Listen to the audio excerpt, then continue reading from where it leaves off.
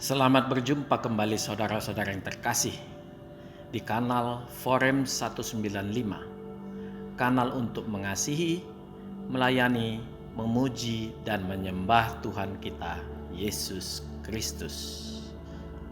Damai kasih Allah menyertai kita semua.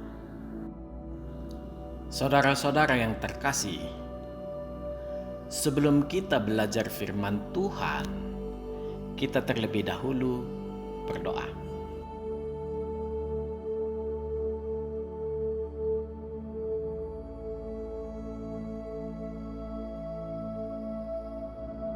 Allah yang Maha Kasih, kami menghadap kehadirat-Mu untuk mengucapkan syukur atas penyertaan-Mu dalam segenap hidup kami.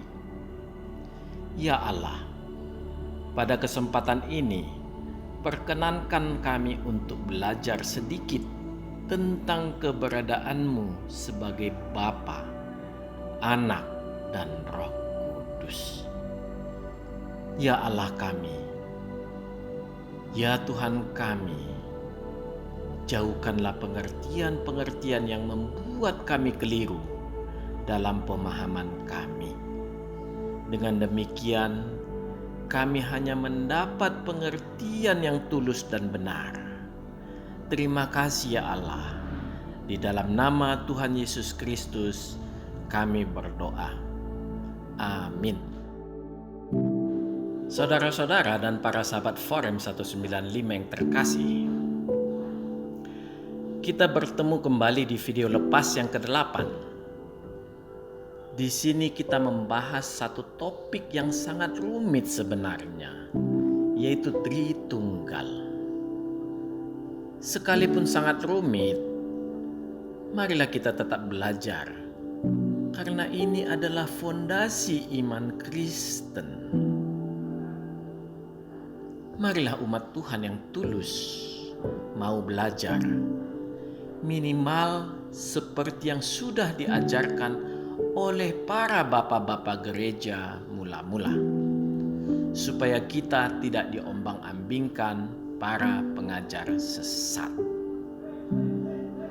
Kesimpulan yang diberikan para bapak-bapak gereja mula-mula sudah dalam bentuk yang sangat sederhana, sebagaimana telah diajarkan di gereja, yaitu pengakuan iman percaya.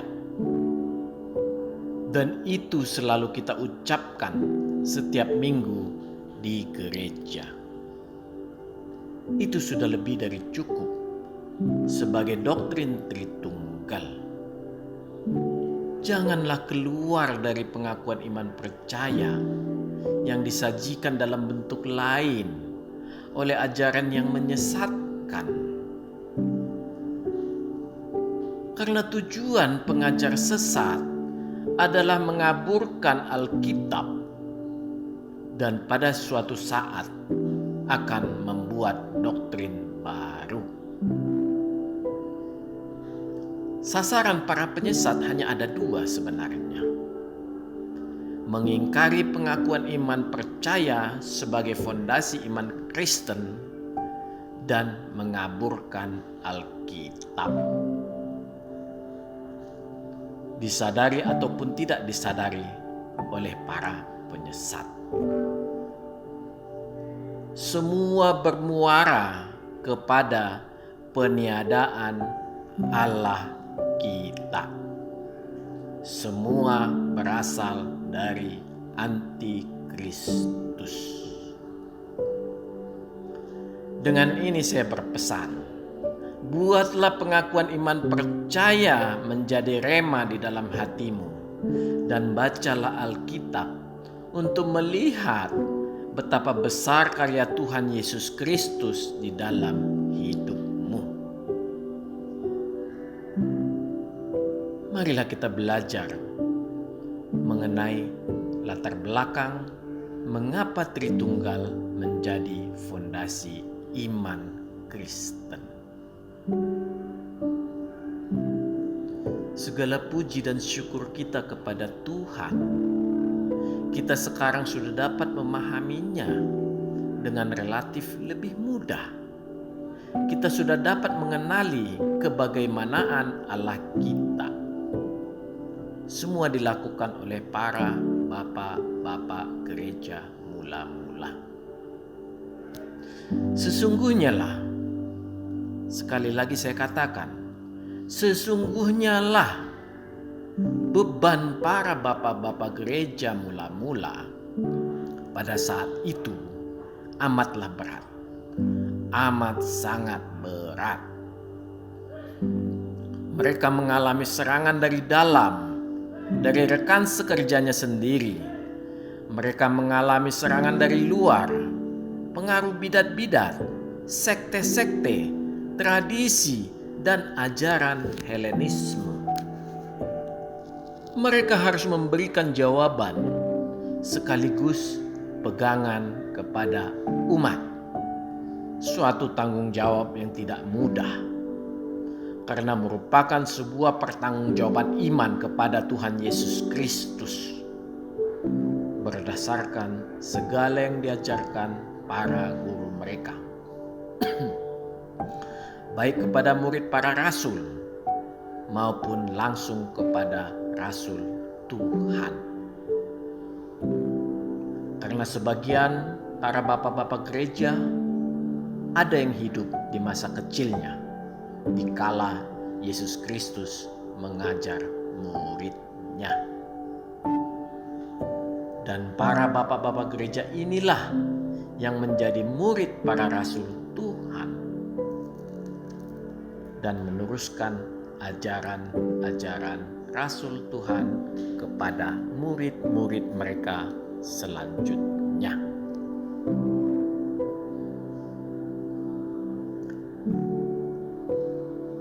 Para bapak-bapak gereja inilah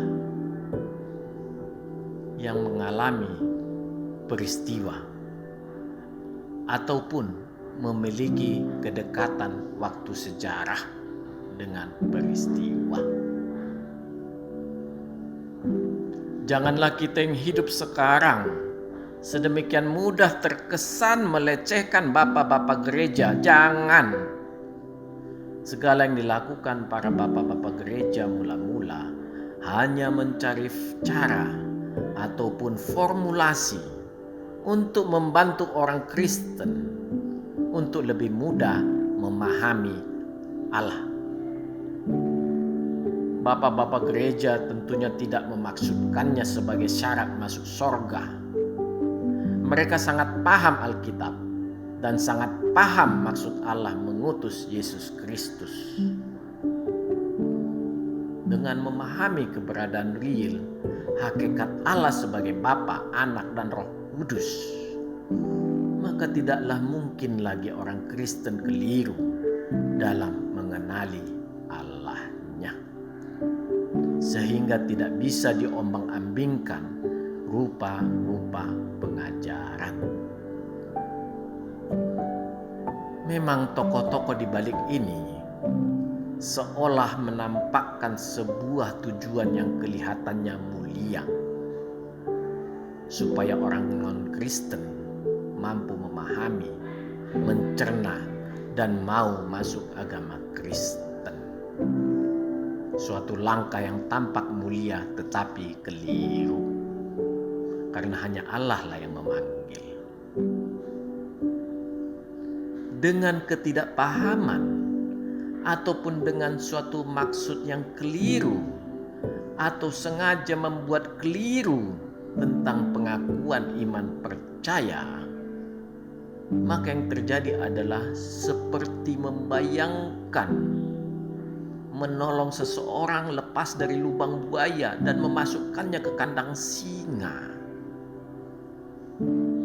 Semua dihancurkannya dari dalam kekristenan itu sendiri. Sungguh jahat. Pada kesempatan ini, saya mengucapkan terima kasih yang sangat mendalam saya ucapkan kepada saudara-saudara yang terkasih, para pengajar iman Kristen yang tetap teguh mendidik semua umat Tuhan di dalam pengajaran yang rasuli dan kudus. Marilah kita saling menegur dalam kasih. Kiranya Tuhan Yesus Kristus selalu menyertai dan memberkati kita semua. Amin. Saudara-saudara dan para sahabat Forum 195 yang terkasih, ketritunggalan Allah harus kita akui adalah suatu hal yang sangat menarik untuk kita dalami.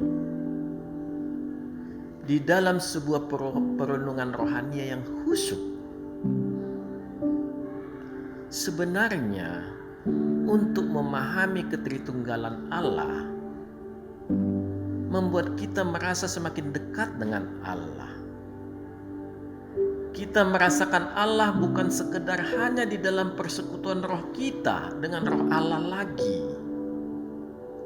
melainkan semakin mengarah pada pertemuan jasmania, di mana kita merasa teguran Allah tidak sekedar teguran hati, tetapi menjadi muncul dalam rasa sakit di indera kita yang berawal dari rasa penyesalan yang mendalam. Di dalam perenungan yang semakin mendalam, kita jangan pernah menciptakan selaput tipis yang timbul dari hasil pikiran kita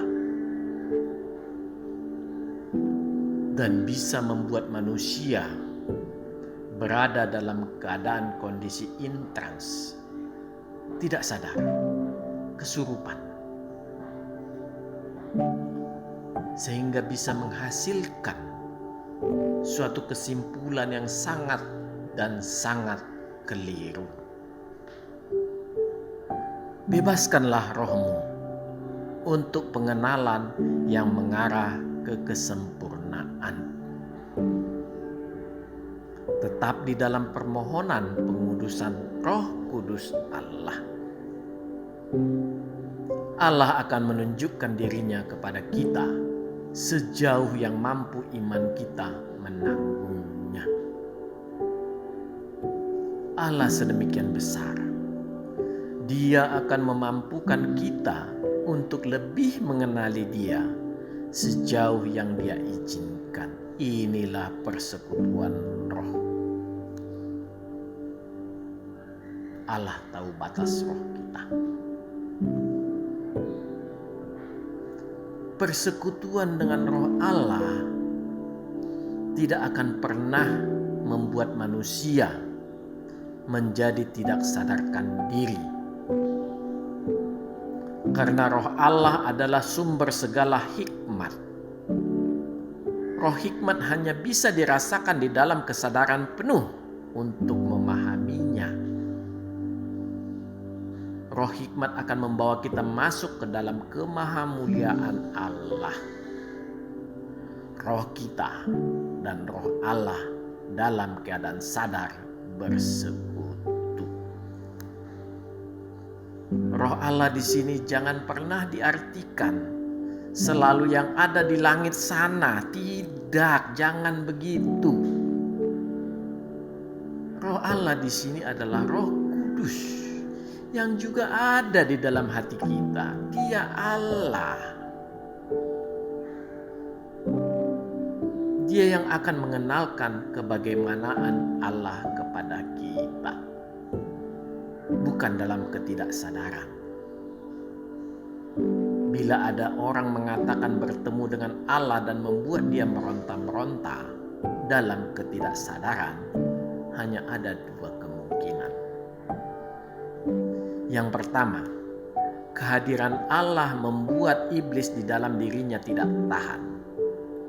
Proses perlawanan iblis ini membuat orang tersebut meronta-ronta dalam ketidaksadaran. Yang kedua, orang tersebut bukan bertemu dengan Allah. Dia justru bertemu dengan iblis sendiri. Bila tuntunan roh hikmat ini tidak kita mohonkan, maka sudahlah pasti kita akan menghasilkan sebuah kesimpulan yang keliru. Bila kesimpulan yang keliru ini kita pertahankan tanpa mau melakukan perenungan ulang kembali, maka akan menimbulkan kesombongan rohani. Mereka sangat mengenal Allah, yang sebenarnya justru memperlihatkan Allah tidak ada di dalam dirinya. Karena dia merasa sangat mengenal Allah itu. Dan kenyataannya lah, yang ditemuinya bukanlah Allah.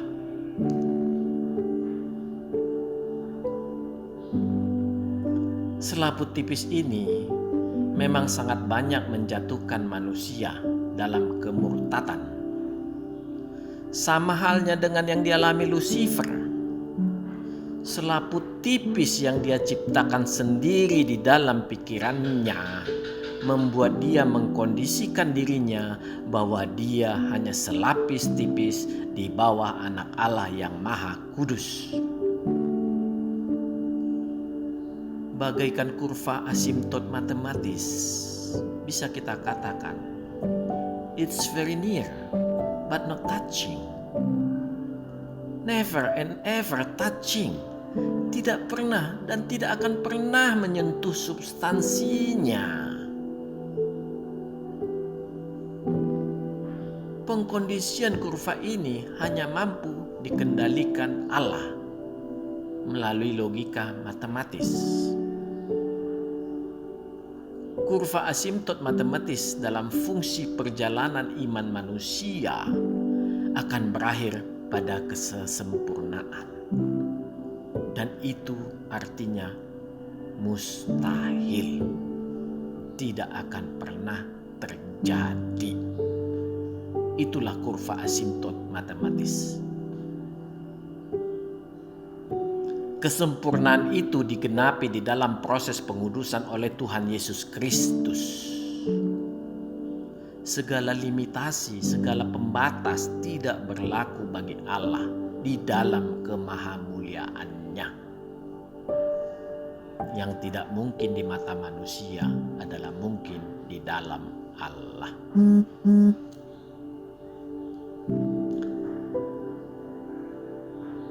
Saudara-saudara dan para sahabat Forum 195 yang terkasih,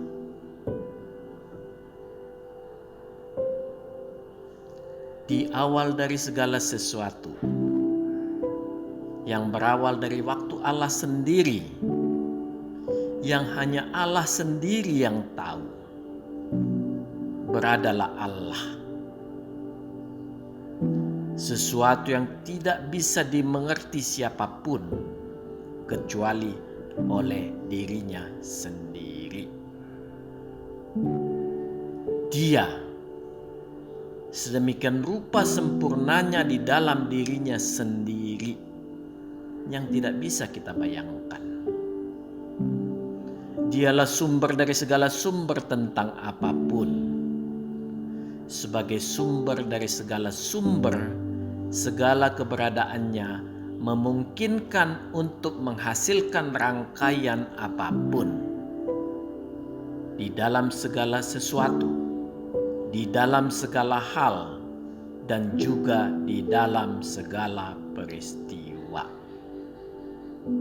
Begitu besar Allah yang Maha Mulia. Saudara-saudara dan para sahabat Forum 195 yang terkasih, marilah kita mereduksinya sebatas yang mampu kita telusuri secara kualitas iman kita yang masih kecil ini. Bila kita mau menelusuri secara keseluruhan, adalah suatu hal yang tidak akan mungkin bisa terjadi sama sekali. Inilah batasan kita sebagai ciptaannya.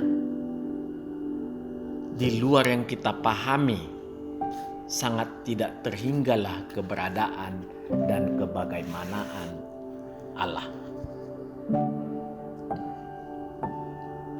Pengetahuan kita sendiri pun, jangankan kita pakai untuk menelusuri keberadaan dan kebagaimanaan Allah, untuk mencapai batas-batas ciptaannya yang terlihat oleh mata kita saja, memanglah kita tidak akan pernah mampu. Sekalipun demikian, di dalam selaput tipis seperti apapun, Allah tetap mampu menyisipkan kemuliaannya di dalamnya.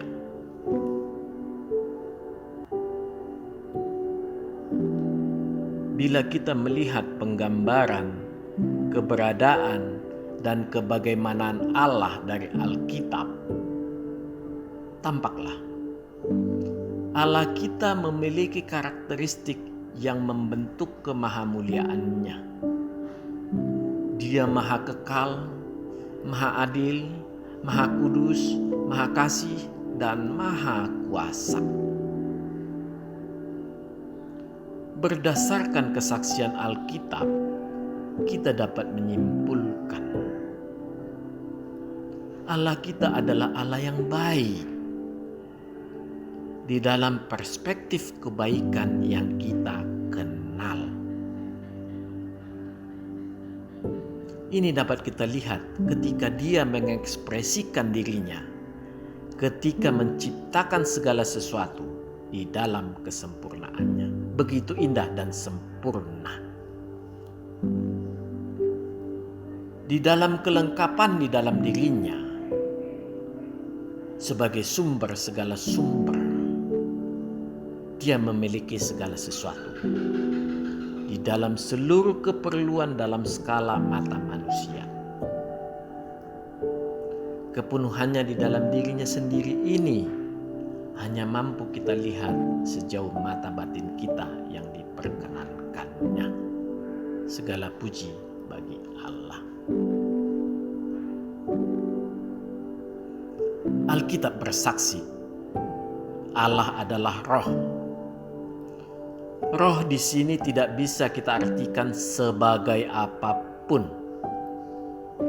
Di dalam keberadaannya, dalam pemahaman daya tangkap manusia, melalui seluruh indera manusia dan seluruh pengetahuan manusia, Allah tidaklah ada.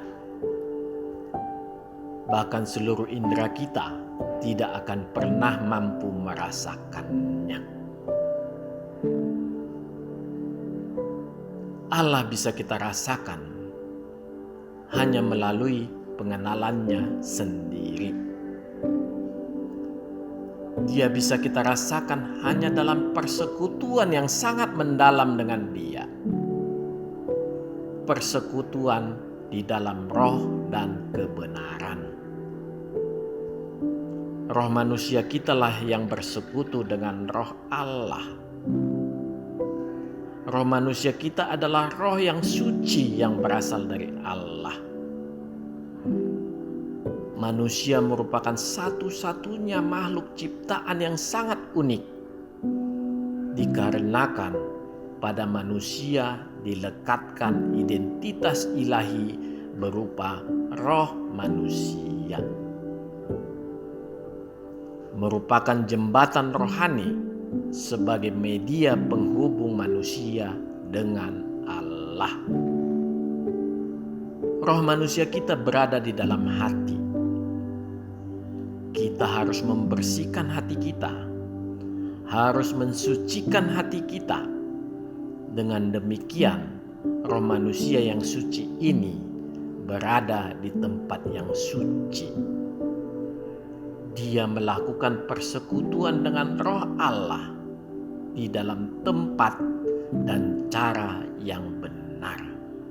Inilah arti di dalam kebenaran. Bukan sekedar di kamar tertutup atau tempat yang khusus. Karena Alkitab bersaksi melalui kitab Injil. Matius 5 ayat 8. Berbahagialah orang yang suci hatinya, karena mereka akan melihat Allah. Kita melihat lagi di Yohanes 4 ayat 24. Allah itu roh, dan barang siapa menyembah Dia harus menyembahnya dalam roh dan kebenaran.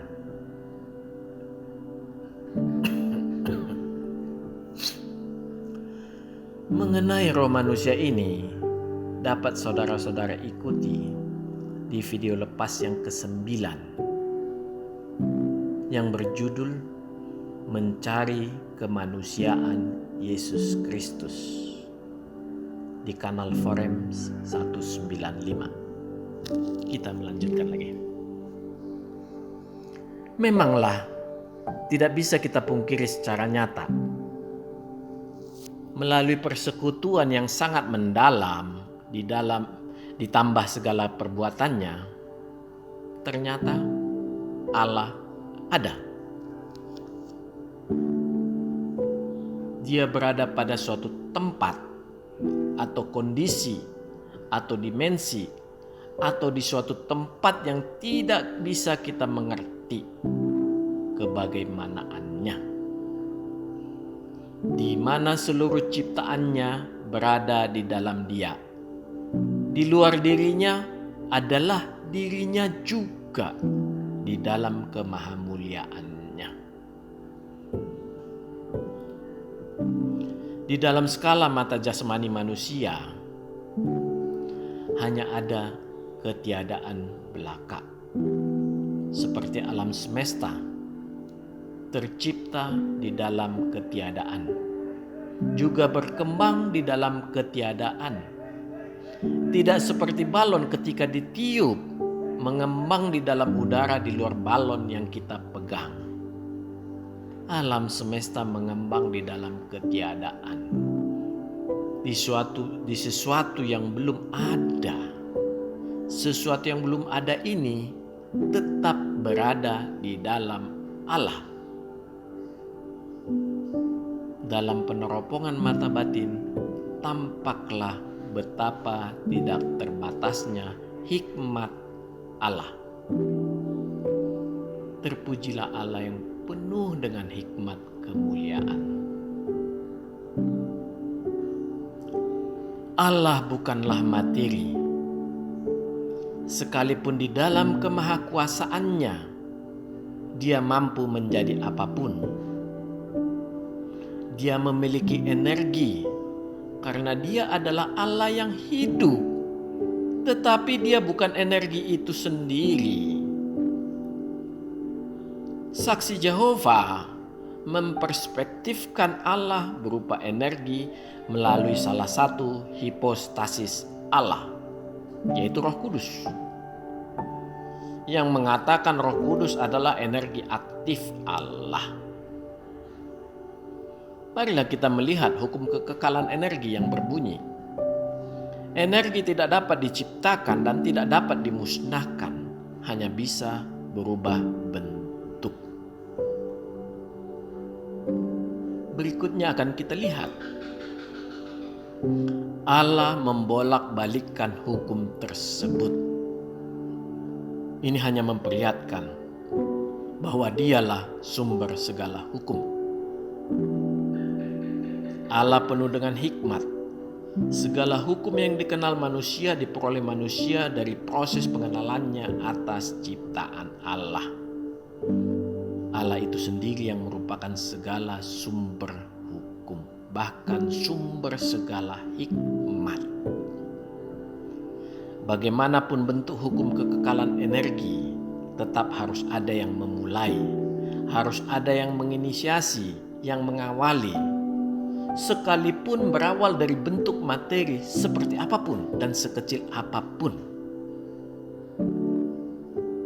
Dan Allah bukan materi dalam bentuk apapun dan dalam pengertian apapun. Allah adalah roh. Allah membalikkan ilmu pengetahuan manusia. Manusia sudah mengenal hukum materi yang dirubah menjadi energi.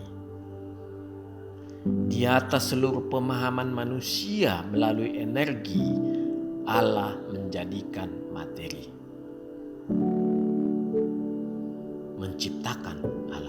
semesta. Saya ulangin lagi. Di atas seluruh pemahaman manusia, melalui energi, Allah menciptakan materi. Menciptakan alam semesta.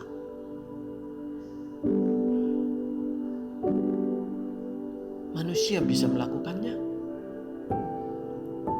Ya. Sekarang ini teknologi manusia sudah sangat maju. Sangat-sangat maju. Memang sudah mampu melakukannya. Tapi akan kita lihat nanti perbedaannya. Manusia bisa menciptakan materi melalui energi. Hanya kita lupa satu hal.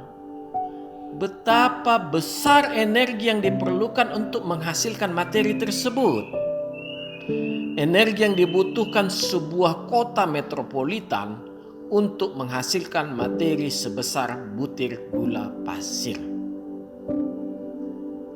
Energi yang diperlukan itu tetaplah dihasilkan dari merubah materi menjadi energi, yang kemudian dipakai lagi untuk menghasilkan materi kembali. Ya, semua masih dalam koridor hukum kekekalan energi. Hanya membolak-balik atau mengkonversi energi.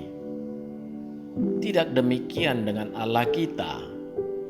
Dia mencipta hanya melalui energi berupa firman Allah.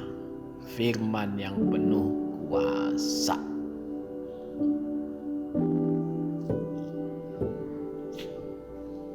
Saudara-saudara dan para sahabat Forum 195 yang terkasih, marilah kita mulai semakin masuk untuk mendalami. Bila kita kelak berada di dalam surga Allah, maka kita hanya merasakan Allah di dalam kemahamuliaannya, berupa sinar yang tidak dapat dihampiri oleh manusia yang berdosa. Kita baru bisa memasuki kemahamuliaannya setelah proses pengudusan oleh Tuhan Yesus Kristus. Kita akan bertemu dengan Allah. Dia diliputi sinar kemuliaannya. Sinar kemuliaannya merupakan bentuk sinar kesucian dirinya yang berasal dari dalam dirinya sendiri. Sinar kemuliaan yang keluar dari dalam diri Allah inilah yang membentuk tubuh roh kemuliaan Allah. Tubuh roh kemuliaan inilah yang bisa kita artikan sebagai tubuh jasmania Allah. Ini bukan esensi Allah. Ini bukan hakikat Allah. Ini suatu bentuk ekspresi kedirian Allah yang menunjukkan kemahamuliaannya. Merupakan bentuk sinar kemuliaan yang tidak terhampiri, yang mewakili seluruh keberadaan dan perasaan Allah, yang memancar keluar dari dalam diri Allah. Inilah yang menunjukkan bahwa Allah kita adalah roh yang hidup, bukan benda mati. Segala puji untuk Allah kita. Marilah kita melanjutkan lagi. Bila kita sudah memasuki tubuh roh kemuliaan yang bagaikan tubuh jasmania Allah ini, maka kita akan masuk ke inti roh Allah. Di sini kita akan menemukan suatu kemahamuliaan yang tidak terlukiskan. Inilah yang bisa kita sebut sebagai tubuh rohania Allah. Inilah hakikat Allah. Kita akan bertemu dengan Sang Bapa. Dengan demikian, kita bisa mengatakan bahwa inti roh Allah adalah Sang Bapa atau Allah Bapa itu sendiri. Marilah sedikit kita masuk lebih dalam lagi dengan melihat sedikit ke dalam diri Sang Bapa. Ternyatalah di dalam diri Sang Bapa, Dia tidaklah sendirian. Dia berada dalam kondisi persekutuan roh dengan Sang Firman dan Sang Roh Kudus. Begitu banyaknya di dalam kesaksian Alkitab yang mengatakan tentang Yesus Kristus sebagai anak Allah yang sudah ada sejak dahulu kala. Dia Alfa dan Omega. Semua itu benar adanya. Karena Dia berada sebagai Sang Firman, Sang Hikmat Allah. Ketiga wujud ilahi ini dikenal dengan istilah hipostasis. Suatu eksistensi, keberadaan nyata yang menjadi dasar kehendak yang sama antara yang satu terhadap yang lain. Ini diartikan bahwa apapun yang dilakukan Sang Bapa atau Sang Firman atau Sang Roh Kudus menjadi dasar yang sama juga, sebagaimana juga pasti dilakukan oleh Sang Bapa atau Sang Firman atau Roh Kudus.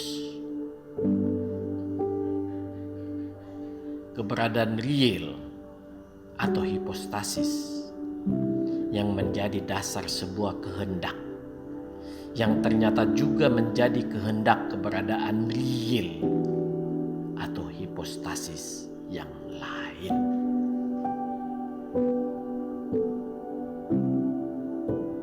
Dalam kata yang singkat, bila satu hipostasis melakukan satu hal, maka dua hipostasis yang lain adalah ya dan amin. Jadi, di sini hipostasis hanya dapat diartikan sebagai dasar kehendak yang diamini bersama, bukan dasar hakikat. Karena secara hakikat ketiganya adalah sama. Karena ketiganya berada dalam satu tubuh rohania yang satu juga. Inilah hakikat Allah. Kenyataan ini memperlihatkan bahwa tubuh rohania Allah sedemikian hidup. Artinya memang Allah lah kehidupan itu sendiri. Secara global, hanya ada dua hal yang bisa kita dalami dari hipostasis, yaitu hakikat atau esensi dan kehendak. Kehendak di dalam skala lebih luar kita artikan adalah suara hati. Kehendak dalam skala lebih dalam adalah berpikir. Dan lebih dalam lagi adalah kesadaran. Bila kita tarik lebih dalam lagi, akan mengerucut pada hidup. Jadi, semua bermuara pada hakikat yang mati atau hakikat yang hidup. Allah kita adalah hakikat yang merupakan kesempurnaan hidup itu sendiri. Jadi Allah kita adalah Allah yang memiliki kesadaran dan berpikir, Allah yang berkehendak. Inilah Allah orang Kristen. Segala puji bagi Allah kita. Saudara-saudara dan para sahabat Forum 195 yang terkasih, Mari kita dalami sedikit lagi, lebih perlahan untuk melihat kebagaimanaan ketiga hipostasis. Allah di dalam hakikatnya adalah Allah yang hidup. Dia memiliki nafas hidup dan dia bernafas di dalam dan dengan rohnya sendiri. Karena dialah kehidupan itu sendiri. Allah juga memiliki kesadaran berpikir dan berkehendak akan dirinya sendiri. Kesadaran hidup, berpikir, dan berkehendak ini menunjukkan suatu strata puncak bentuk kehidupan. Dan tidak ada yang mengawali karena semua ada di dalam keberadaan dirinya sendiri. Inilah kebagaimanaan Sang Bapa. Bila kita melihat Allah Bapa dalam kesadaran pada berpikir dan berkehendak ini, ketika dia melakukannya, tidak bisa lepas dari mengungkapkan dalam bentuk komunikasi di dalam dirinya sendiri. Itulah suara diri Sang Bapa.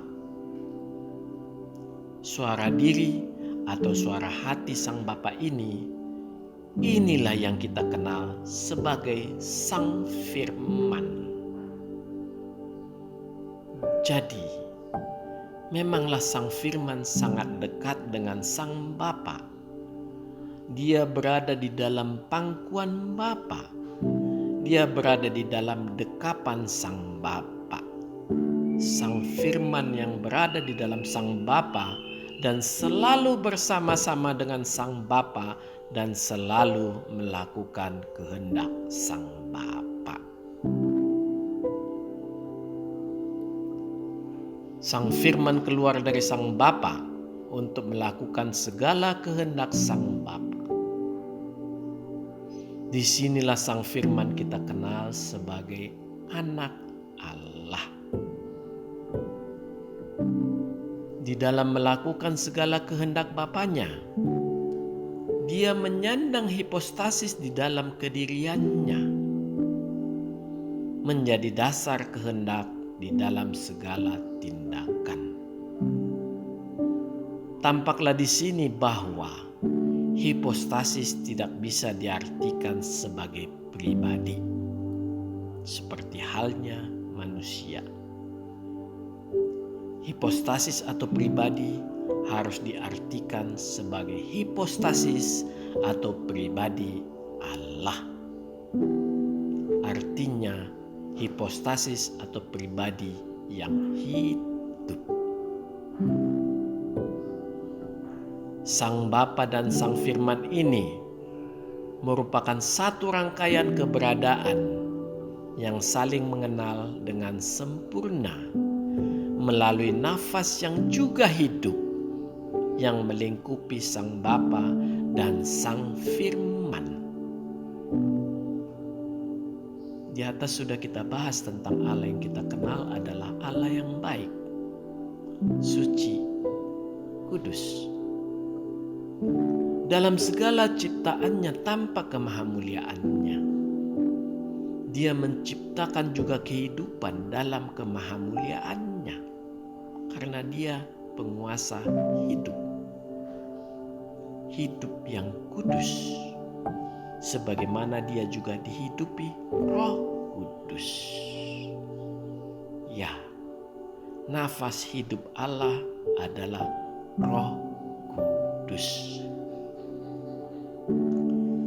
Tampaklah bahwa Sang Bapa selalu disertai Sang Firman dan sekaligus dihidupi oleh Roh Kudus, Roh Allah sendiri yang sekaligus juga menghidupi Roh Kudus. Tampak juga Sang Firman dan Roh Kudus juga berada di dalam Sang Bapa. kenyataan ini memperlihatkan suatu lingkaran atau siklus hidup yang dalam bentuk paling mendasar sangat ajasi. Lingkaran yang penuh di mana Sang Bapa, Sang Firman, dan Roh Kudus ini berada, memperlihatkan tidak ada yang lebih awal antara yang satu dengan yang lainnya. Suatu bentuk perikoresis ilahi yang sempurna. Tidak ada titik awal dan tidak ada titik akhir. Saudara-saudara dan para sahabat Forum 195 yang terkasih, marilah kita reduksi sedikit untuk mengenali lingkaran perikoresis ini dengan berbekal kesaksian Alkitab bahwa Allah itu kasih adanya. Kesadaran Allah tampak dari rangkaian berpikirnya. Rangkaian berpikirnya membuat Allah melakukan pertimbangan-pertimbangan ataupun pembicaraan di dalam dirinya sendiri. Dia berbicara dengan firman-Nya yang ada di dalam dirinya. Suatu persekutuan yang sempurna, segala sesuatu saling mengetahui karena Allah dan firman-Nya bersekutu dengan erat di dalam Roh Kekudusan. Ketiga hipostasis wujud ilahi di dalam tubuh Roh kemuliaan merupakan satu kesatuan hidup, kesatuan kasih. Inilah Allah Maha Mulia.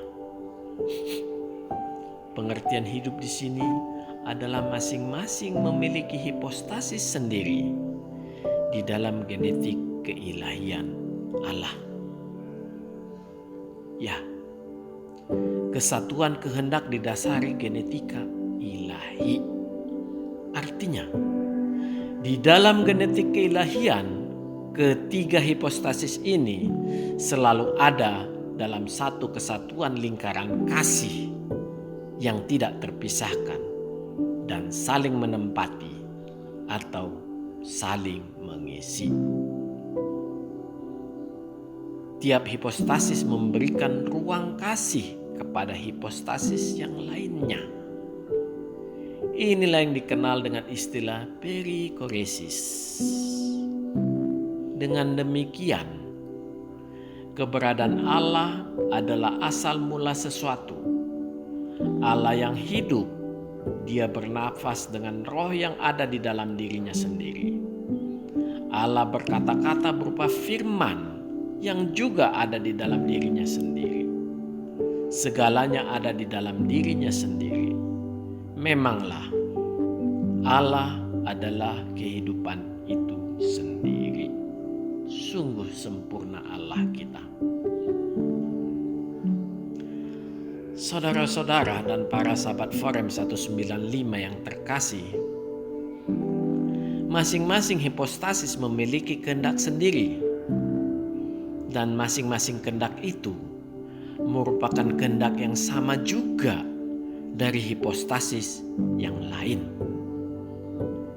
Ini terjadi dikarenakan ketiganya adalah kesatuan roh ilahi yang tidak bisa terpisahkan dalam segala sesuatu, yang artinya dalam waktu Allah maupun waktu manusia, kedirian ilahi adalah satu kesatuan yang selalu bersama-sama.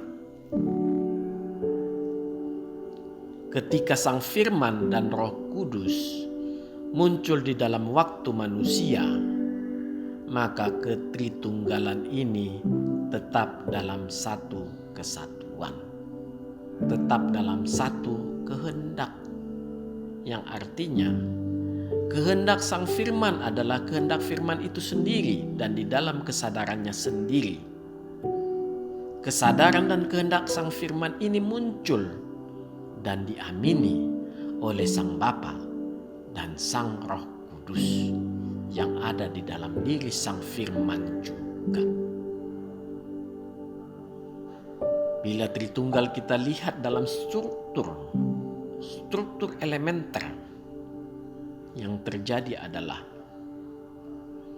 di dalam kedirian Sang Firman, maka Sang Bapa dan Roh Kudus juga ada. Di dalam kedirian Sang Bapa, maka Sang Firman dan Roh Kudus juga ada. Di dalam kedirian Roh Kudus, maka Sang Bapa dan Sang Firman juga ada.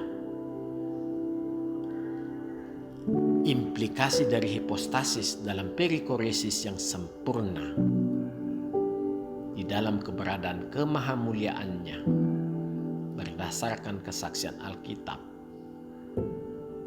memiliki implikasi dua buah. Yang pertama, Allah Bapa, Sang Firman atau Sang Anak, dan Roh Kudus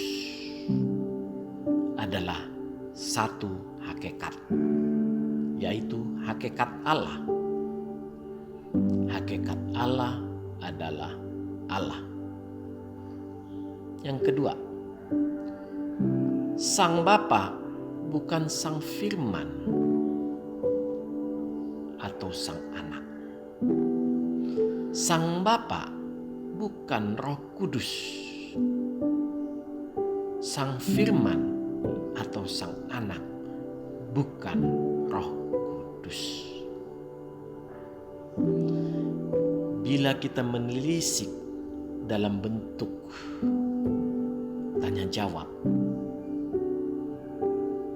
apakah Sang Firman adalah Allah? Ya. Apakah Sang Roh Kudus adalah Allah? Ya. Apakah Sang Bapa adalah Allah? Ya. Kita lanjutkan pertanyaan yang mungkin terjadi lagi. Kapankah Sang Firman bisa independen, berdiri mutlak sendirian? Tidak akan pernah terjadi. Karena dia adalah firman Allah, bukan firman milik sesuatu yang lain. Kapankah Sang Roh Kudus bisa independen, berdiri mutlak sendirian? Tidak akan pernah terjadi, karena dia adalah Roh Allah, bukan roh milik sesuatu yang lain. Kapankah Sang Bapa bisa independen, berdiri mutlak sendirian? Tidak akan pernah terjadi, karena dia adalah Allah yang memiliki firman dan memiliki roh yang menunjukkan kesempurnaannya sebagai kehidupan itu sendiri. Puji Tuhan kita di dalam kesempurnaannya. Saudara-saudara dan para sahabat Forum 195 yang terkasih, memang mempelajari Tritunggal tidak akan ada habisnya. Bila kita mencoba masuk ke tingkat lebih sub-elementer lagi, tetap tidak akan berkesudahan. Tetapi semuanya itu tidak akan mendestruktif, tidak akan merusak Tritunggal. Ketritunggalan Allah dalam arti bilangan, dalam tinjauan elementer membuktikan Alkitab itu benar. Allah itu esa. Bila mengacu skala makro, mata manusia umum, sudahlah pasti Allah itu satu dalam arti harfiah langsung. Kekristenan awal begitu berhati-hati melakukan pengenalan akan Tuhan yang benar.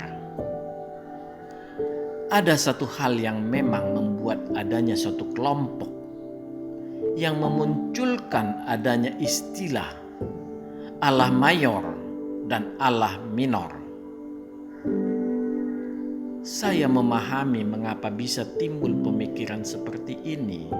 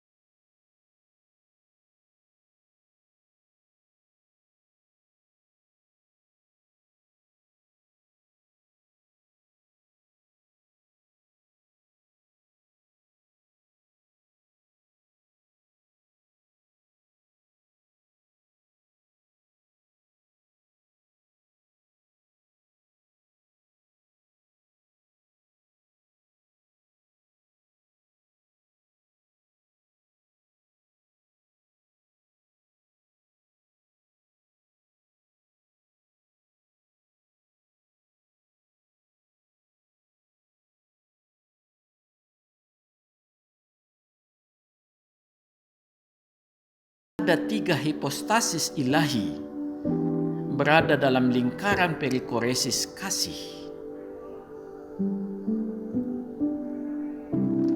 Ketiga hipostasis ini bukan elemen penyusun Tritunggal, tidak sama sekali. Di sini titik poinnya, di sini kekeliruannya. Kita tidak akan pernah, sekali lagi tidak akan pernah bisa membuat teori elemen penyusun Allah. Ya, tidak akan bisa kita bikin teori yang merupakan elemen-elemen penyusun Allah. Dia sesuatu yang tidak kita ketahui. Tetapi memanglah ada 3 hipostasis ilahi yang tampak. Proses kerja Allah selalu melalui tingkat paling esensi, paling mendasar. Itu Allah kita. Itu menunjukkan Dia sempurna dalam melakukan segala hal dari tingkat paling esensial. Dan dengan demikian juga Dia menunjukkan cara, Dia menyatakan dirinya melalui yang paling esensi. Ini hanya pembuktian bahwa dirinya adalah kesempurnaan itu sendiri. Bukan dari sebuah kesempurnaan lalu mencari sebuah pembanding yang memiliki kesempurnaan yang serupa, lalu dikatakan sebagai Allah. Itu sebuah langkah yang keliru. Dari Alkitab, Allah memperlihatkan bahwa dari dalam dirinya sendiri, Dia memunculkan sebuah standar kesempurnaan bahwa ada di dalam dirinya Sang Bapa, Sang Firman, dan Sang Roh Kudus. Dengan demikian, Dialah standar Allah. Dialah yang menciptakan alam semesta. Sebuah identitas yang sangat jelas, sangat mudah memeriksa Allah yang lain yang mengaku sebagai pencipta alam semesta. Kalau tidak sama, berarti hanya datang dari iblis. Sangatlah terbalik bila kita sudah memiliki standar Allah dari luar, lalu mencarinya di Alkitab.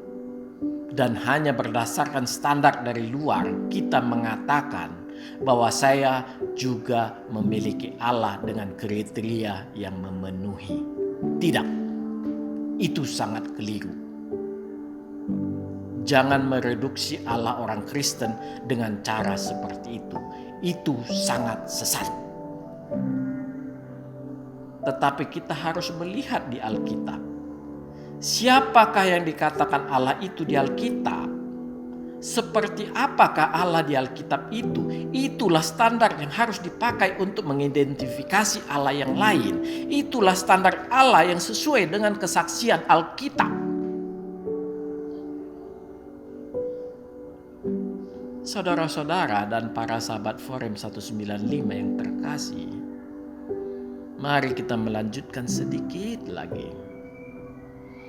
Memang bila kita lihat ucapan-ucapan Yesus Kristus, maka terlihat Dia lebih banyak berbicara tentang, ya dalam tanda kutip, kelebih dekatannya dengan Sang Bapa. Ini hanya dikarenakan bahwa Dia dalam konteks menyampaikan apa yang dikatakan Bapanya kepadanya. Tetapi bila kita melihat apa yang tidak terlihat, maka tampak Yesus Kristus dalam menyampaikan dan melakukan segala sesuatu di dalam Roh yang penuh kuasa. Itulah Roh Kudus. Itulah Roh Allah yang bersama-sama dengan roh manusianya bersekutu dengan sempurna. Marilah dalam memahami Alkitab, kita mau belajar untuk mau juga memahami dengan seksama apa yang tidak terlihat. Mintalah dukungan Roh Kudus. Ketiga hipostasis berada tetap dalam kedirian masing-masing dan menjadi kesatuan. Inilah Tritunggal dalam kesatuan perikoresis yang sangat sempurna. Persekutuan yang saling menempati di dalam persekutuan kasih yang sempurna.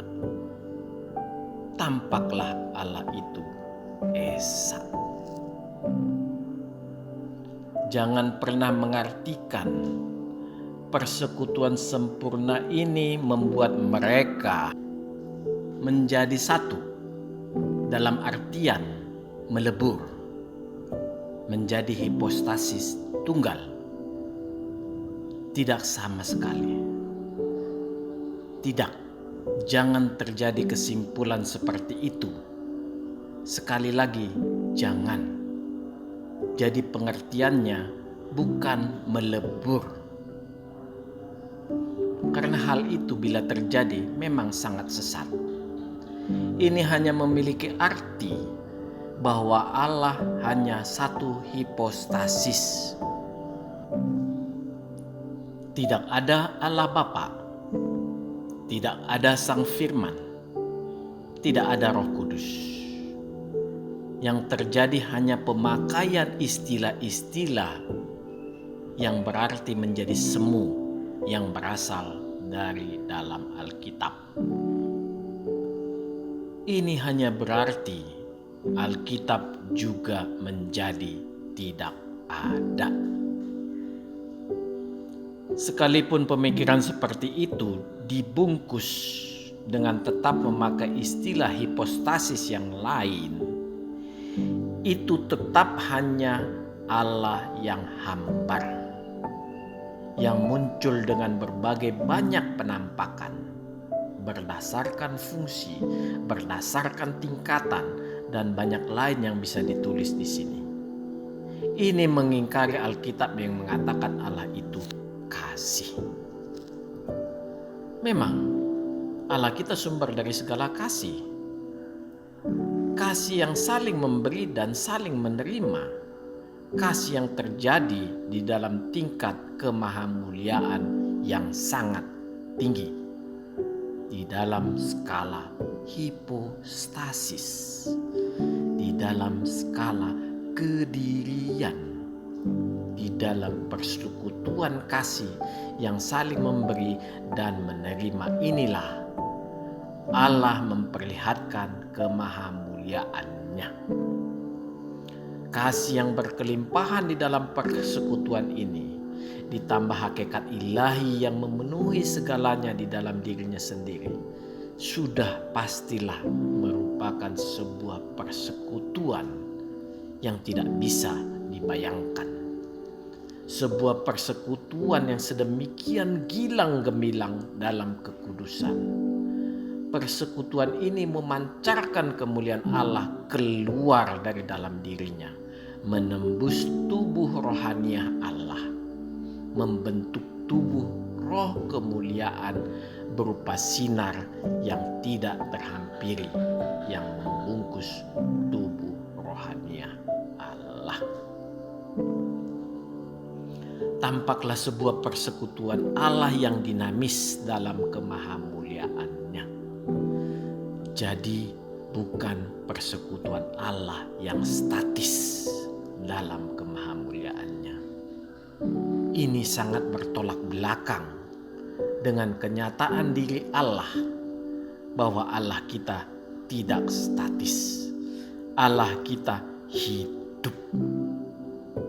Keberadaan real tiga hipostasis Allah di dalam satu kesatuan kasih, di dalam diri hakikat Allah, inilah Tritunggal. Inilah Tritunggal Allah orang Kristen. Sungguhlah Allah maha besar dan maha mulia. Amin. Tuhan memberkati. Marilah kita berdoa. Ya Allah yang Maha Kasih, terima kasih ya Tuhan, kami sudah menyelesaikan pembelajaran kami.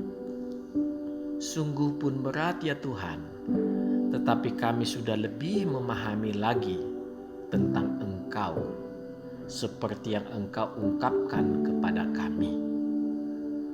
Ya Tuhan, Engkau bukakan pemahaman seluruh saudara kami mengenai Engkau sebagaimana kesaksian Alkitab, supaya setiap mata dapat melihat kemahamuliaan-Mu.